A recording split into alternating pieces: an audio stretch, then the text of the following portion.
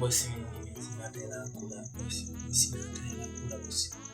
Yaani nimeteseka kutokana na bosi. Niazimishe hela kula.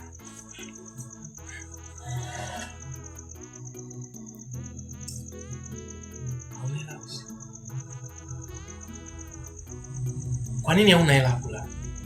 Wakati juzi niligawa mishahara. Bosi hapa mimi sababu hela nilipata sawa hivi. Sikujua nimetumia wapi. Ni vijana tatizo. Ni vijana mna mambo mengi sana. Nimekupa pesa juzi. Fanya hiki, fanya hiki.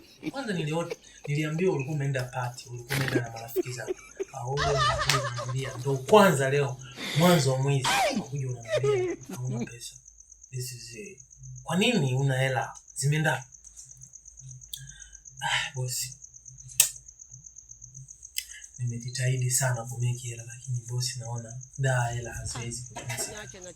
Kwa nimezipata nilienda nazo. Unakuja unaniombaje hela kula? Unaniombaje hela kuishi? Kama umeamua kupambana unipa kumaliza. Swala la kuniomba pesa ni mwisho wa mwezi. Sasa hivi sio mwisho wa mwezi bro. Sio mwisho wa mwezi mdogo wangu. Haya, kitu gani kilichokushawishi?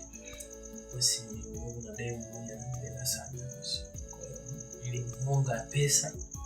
Afu tulikuwa na malengo kuja kuishi wote, lakini ni moyo, lakini amekula hela zangu pia amepita hivi. Kwa hiyo amekimbia na pesa zangu kabisa. Pumbafu kabisa. Kwa nini ufanye vitu vya kijinga? Kwa nini ukuruhusu wewe kuibiwa? Kwa nini uruhusu? Na nilikwambia ndio unakuja na kuwa makini. Dar es Salaam ni vitu vya kipumbavu. Dar es Salaam ni sehemu ya kumaliza. Dar es Salaam ni sehemu sio ya kutuma pesa nyumbani. Haya, vimeanza kutimia. Unafikiri mdogo unaweza kuwa na malengo? Unaweza kuwa na malengo? Bosi naomba unisamehe. Unaweza kuwa na malengo? Bosi naomba unisamehe. Ukiendelea hivi nitakurudisha kijijini kwenu. Ili ukaishi na maisha huko kwa sababu naona umezoea. Ukiendelea hivi